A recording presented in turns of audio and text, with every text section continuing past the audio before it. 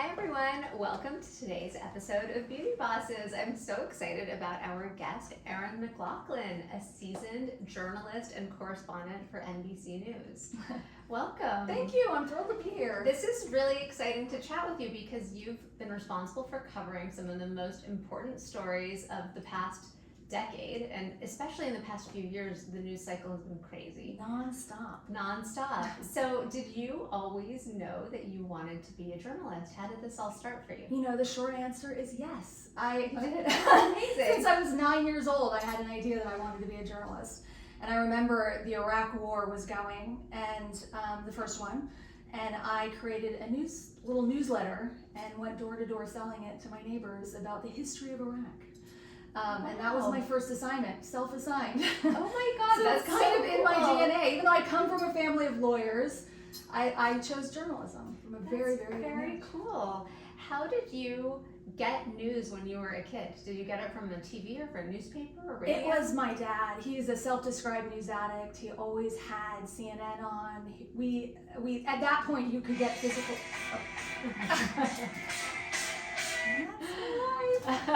Sorry. Is something really bad happening? No, it's fine. Let me make sure this is on silent. It's like the number one rule of broadcasting is make sure your phone is on silent. And I religiously break that rule, whether it's on television or during the middle of the podcast. But I feel like it adds a little dramatic arc to this. Like there could be a breaking news story. Well, it could be. I actually am on call, so yes. Oh my God. The idea of a journalist being on call is so thrilling. It is, and you have to really appreciate just the sheer randomness that your life becomes as a journalist and really embrace the chaos and the uncertainty and get yourself in a mental framework where uncertainty becomes certain. Yeah. When I wake up in the morning, I never know for sure where I'm going to go to sleep at night, and that excites me. That's so interesting. Yeah. Okay, so you were a child journalist. Father who loved news. Father loved news, and then did you study journalism in college, or what was your professional career trajectory like? I was never quite convinced that I could be a journalist. I remember as a kid being in gymnastics, taking gymnastics classes, and I always loved gymnastics, and I'm like, but I can't be a gymnast. And I sort of applied that logic to journalism. I'm like, I love journalism, but can I be a journalist? It's a very specific skill set. The stars need to kind of align, given the state and the flux the industry was in even back then. So I went to UC Berkeley. I wrote for the Daily Californian, and long story short, I ended up applying for an internship at the CNN San Francisco Bureau, and I got it, and I worked there for 2 years, kind of producing in a way, and then when I got out, CNN hired me as a researcher on their international desk. I had barely had a passport, and suddenly was surrounded by some of the most amazing international correspondents and journalists in the world. And were you traveling around all over at that time? I mean, at the beginning, you're not. You're most definitely not. You're desk tied. You're desk bound. But you're having these amazing conversations. You feel like you're there. Oh, I felt like I was there. Yeah. And I would be filing research reports for the correspondents that were in the Middle East or in Asia, and then sort of slowly worked my way up on the desk. And I knew that my passion at that point, I knew I wanted to be in the field. And I started going to Iraq. 2006 to 2008, covering that conflict. That was sort of my first conflict experience, and then moved to London in 2010 as a field producer, which was very exciting for me at the time. How does being a field producer differ from the more desk side journalism? They're all so different. The desk side journalism, you have access to the internet and the feeds and all of the information coming into a major news organization like CNN, like NBC. You're getting all of that info, and then your job is to be the eyes and ears for the people in the field who are on the ground in the situation that perhaps don't have that. So I would see as a desk editor, my job is to make sure I got the latest sound that was coming into the building, the latest wire reports, make sure they were fully up to speed to complement what they were seeing on the ground. When you're on the ground, you're hopefully getting that information from your desk, the news desk, but then you're also seeing, experiencing, and what I find in journalism is feeling. You're feeling the story. It's extremely important. Oh, that's so fascinating. Do you find that a big part of journalism is selecting what is important, because we're in an era, especially with the internet and everyone having all these different news feeds and sources, that we have an information overload situation. And to what extent are you figuring out which stories get to see the light of day, and like what is important, what should we know about? Because there are, infinite stories almost. That's a great question, and it almost becomes like an art. I remember when I was a young desk editor, I'm sitting watching the wire feeds, and there would be all these wires, hundreds, thousands of wires, and I remember turning to my supervisor and I'm like, which ones are we interested in? Which ones do I need to follow up on? Which ones prompt a phone call or action? And he's like, Erin, that is the question that we're always working to answer. It's just gonna take time. You'll understand. And it takes time and experience and understanding what your viewer is interested in, understanding the news cycle, and bringing that all together to reach the conclusion of what you need to pursue in terms of a story. Yeah. Do you feel that the different news organizations and companies have biases? I know this is something that people always talk about, and I guess everyone says they do, but do you feel that? And to what extent should a news organization have a position or an overall bent versus just being a neutral deliverer of information? I mean, I can only speak from my experience. Yeah. And in my experience, I go into a story and I try and identify my feelings prior to the coverage, understand my point of view, and how that might impact the way I see a situation, the way I report out the events, and try and work around that to make sure that all sides involved are in some ways represented to a point. You don't want to be distributing misinformation if a side's obviously lying. Christiane Amanpour, who I greatly admire, she's this amazing correspondent. She has a saying, truthful, not neutral. Yeah. And I very much try and live by that in my coverage. I also find in journalism, your greatest enemy, from my perspective, is the assumption. I find that anytime I assume a fact, not an evidence, to quote my lawyer father, anytime I assume that someone feels this way or assume that someone's coming from a point of view, often I find that assumption to be wrong or what hurts my story in the end. So I always check myself, is that an assumption or is that a fact? Yeah, that's really interesting. Okay, so how did you transition from CNN to NBC? So it was 2019. I decided I wanted a new challenge, and NBC had this remarkable opportunity in Los Angeles. And keep in mind, at the time, I had been 10 years overseas as a foreign correspondent for CNN, grew up at CNN, was an intern at CNN. One of my colleagues, I remember when I left, he's like, it's like the couch is leaving the CNN London bureau. Like, I was very much a fixture at CNN. And I just decided to try something new, had the opportunity, and sometimes in life you just gotta jump. And I did. Yeah, and I jumped right into the pandemic. March 2nd, 2020 is when I moved to Los Angeles. What a time. Yeah, and it was so funny because I thought I was going home. I'm from the US, so I thought I was going home, and it felt very much like I was entering a very different war zone. Yeah, because this was right at the time of the COVID-19 pandemic, the George Floyd death, BLM, all of these major news stories happening, and you did a lot to cover these stories. I covered COVID-19. Well, I was definitely not sitting at home during the pandemic. I was in the COVID ward seeing firsthand how this virus was wreaking havoc on our healthcare system and on ordinary Americans. And then sort of also kind of the politicization of the pandemic as well, a front row seat to that. All of it was startling, shocking, and on top of that, keep in mind, I had been gone for 10 years covering terror attacks, covering... What a welcome home. It was surreal. Yeah, it was surreal, but I kind of just went into the foreign assignment mode. Like, this is a foreign country, I'm not from here, this isn't my home state, I'm in a different place, and I think that's sort of what helped me from like that mentality sort of push through it. Are there a few key stories that you've covered that have affected you or really changed how you are as a journalist? You know, they all kind of change you in a way.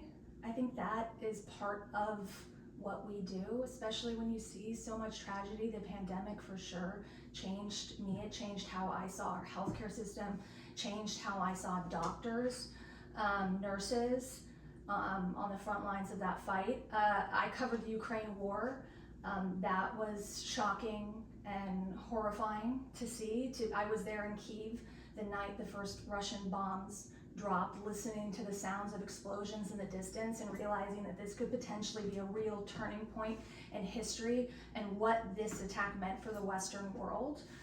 It all kind of changes you, but it also enriches you and gives you perspective. And I think that's one of the most amazing things about being a journalist, is that you get this incredible perspective. Do you find it harder to stay optimistic in the face of being confronted with human failings and tragedies and bad things happening every day?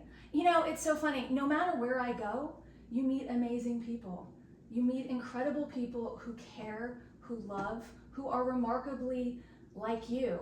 No matter what the situation, you know, no matter how chaotic the war, if it is a war, you still find that humanity, and you find also moments of calm. I remember about a year ago, I was in Kharkiv, and Russia was once again bombing the second largest city in Ukraine. And you drive down the street and there'd be a flattened building here, a flattened building there. There was a definite sense that Russia had Kharkiv in its sights once again. And yet people were walking down the street with ice cream, you know, having a nice time, enjoying their evening. Yeah. And it's that resilience, but also the sense that you can find normalcy no matter what the chaos. Well, it must also make you appreciate the sanctity of human life. If you see it getting snapped away in a second, you have to really live every moment. And it also gives you an understanding that not everybody sees it that way. Yeah. Do you feel ever worried for your personal safety when you have to go to war zones? I know I've read a lot of stories about the Middle East and Russia, Ukraine, where journalists have been hurt or injured or even killed while trying to report. Is that something that you guys think about and talk about professionally? Oh, absolutely. The last time I was in Kharkiv, there was a bombing. The Russians bombed a hotel that was known hotel frequented by journalists. The security personnel of the Reuters team that was there sadly died in that attack. So it is absolutely front of mind. You do get scared, and it's a very human emotion. It'd be weird if you didn't feel scared at times. But thankfully, when you're traveling for a big news organization like NBC News, I really do feel safe that they work to take every precaution possible and that they have your safety in mind. And I think that's really important. I look at some of these freelance journalists who go out alone to some of these assignments without that sort of infrastructure surrounding them, and I wonder how they do it.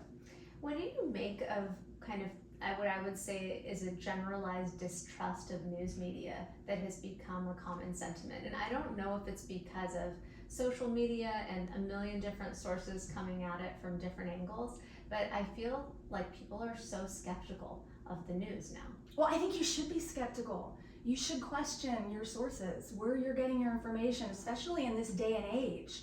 You don't know what's coming at you. Yeah, when I was growing up, we got 4 different newspapers because my parents were just like wanting us to balance what we were reading in the especially like influencers papers. Posing as, you know, journalists. Yeah, and then the rise of Instagram journalism and TikTok journalism. Well, exactly. It's cool and interesting. And sometimes when I'm getting fed this media, I feel like, wow, this is interesting. It's more primary sources, but sometimes it feels like a definite slant, and it's taking me further from the truth. And I think when you're being exposed to media, I think it's now become the listener, the viewer's job to think critically about what they're seeing and what they're hearing, and to ask questions and make sure that when you are trying to figure out what's going on in the world, you have more than one news source, that you look at a broad spectrum of news sources to inform your position, especially to inform your vote. Are there a few news sources that you really respect that you think consistently deliver truthful and relatively neutral content? I mean, for me, NBC News. I know it kind of goes without saying. I don't think I'd work there if it didn't. NBC News, I'm very proud to be part of that news organization. I was very proud to be part of CNN International. That their international journalism took my breath away. And you know, I make sure to have a well-rounded diet of news sources informing me at all times.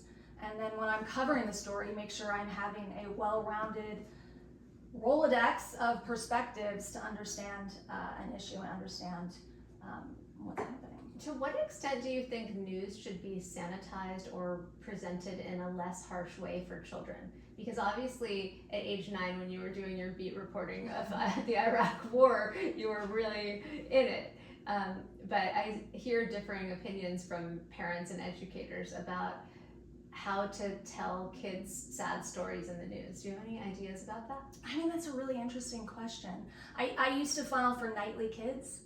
Nightly Kids did a really good job of doing that, where they would play the Nightly Kids program in the classroom. It was a nightly news program tailored for children, and it was this healthy mix of light and then some serious stories. But I think for a child to be overwhelmed with, war and death and destruction probably not the best. But at the same time, you want to have a child that has some sense of the world and some sense of what's going on. Yeah, I guess in a level appropriate way. Yeah. And then at a certain point, the floodgates are open and they just figure it out. So if you've not been there to guide them, then they're just on their own. Well, exactly. Yeah. I remember with my dad, I was surrounded by it, but I was never in it, What do you think are the most important news stories going on right now in the world? Like kind of specifically with regard to America, but also globally. The Ukraine war. To me, I'm keeping my eye for sure on that story. I'm constantly putting my hand up to go back. I think what happens to Ukraine and their fight for freedom is extremely important. I've spent a lot of time in Israel and what's going on in Gaza, also another extremely important story. And I think that what's happening back at home, I've done a lot of reporting on the US healthcare system of late. I think that's extremely important to understand. Healthcare is a right in many people's eyes, and that seems in some situations to have been lost here, and lives are at risk. Yeah. So I think those are kind of the areas that have my attention the most at the minute. What do you think it would be like to be a member of a society that had a less free press or had more censorship? Do you think that would, obviously it would make your life very difficult. It would be hard for you to do your job, but what impact do you think the free flow of information has on members of society and private citizens? Well, I think it's huge.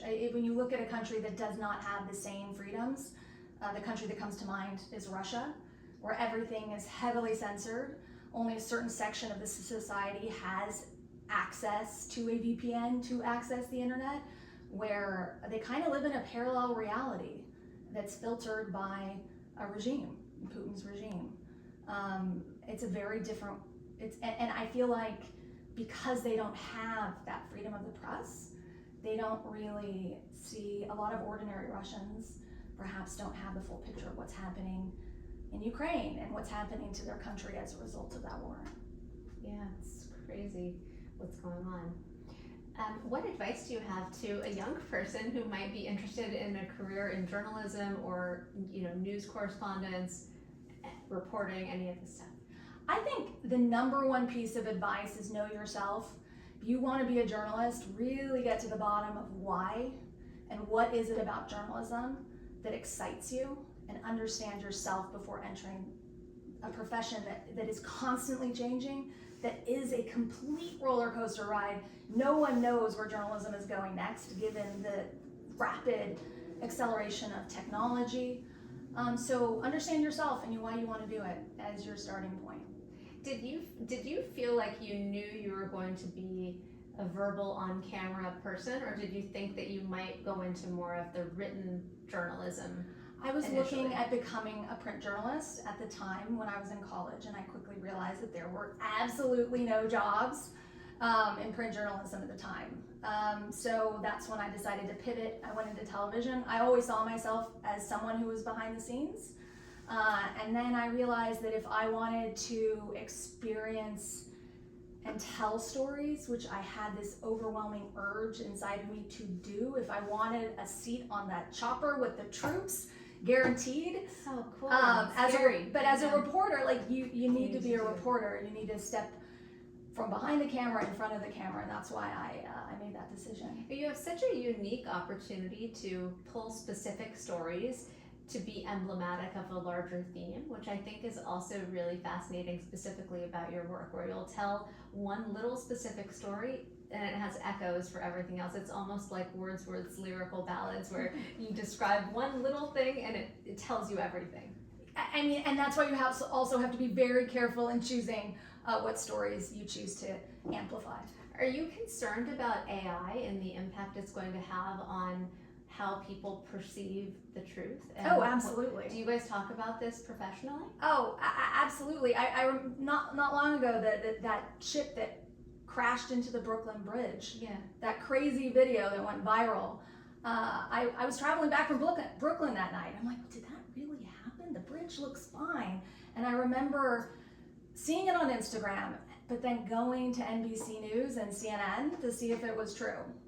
And in that moment, I realized that we have just entered this new reality where you can't necessarily believe what you're seeing, what you're hearing, what you're reading. Is that maybe how we can think about balancing the on-the-ground TikTok reporters with the more established news organizations that, like, sure, take in whatever you want, but at some point, an institution is more likely to verify the truth? Well, exactly, and realize too that a larger news organization like NBC, has a standards and practices department, has these checks and balances, and the access and trained journalists to be able to filter what's fake and what's real. And I do see that as becoming more and more important as AI can generate video, AI can generate audio, AI can generate news stories within seconds.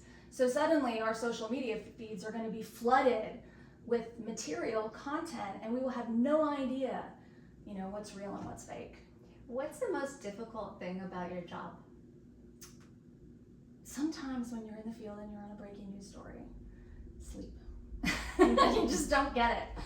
And That's probably your last priority, honestly. And it becomes your last priority, but once you reach day 4 or 5 of no sleep, you really start to feel it, and then it becomes like an obstacle. I want to be there, and I want to be doing more and more and more, and sometimes your body is just like, no. So I think the physical limits of being a journalist, sometimes you reach, and they do become a reality. It's interesting because you don't think of it necessarily as a physical job, but there's a huge physicality to absolutely. traveling. I lift weights, I make sure my diet's right, Do you look forward to times when you can sleep in your own bed, or are you itching for your next story, or is it a little bit of both? It's a little bit of both. I'd have to say it's a little bit of both. But I can't stay in New York City for too long. Without going on the road again. Without wanting to get on a plane and go somewhere. Well, it has been so fun and interesting and amazing to talk to you. Thanks Can so you much for please, having me. of course, and can you tell us where we can follow your news stories and your career? NBCnews.com. All right, we'll see you there.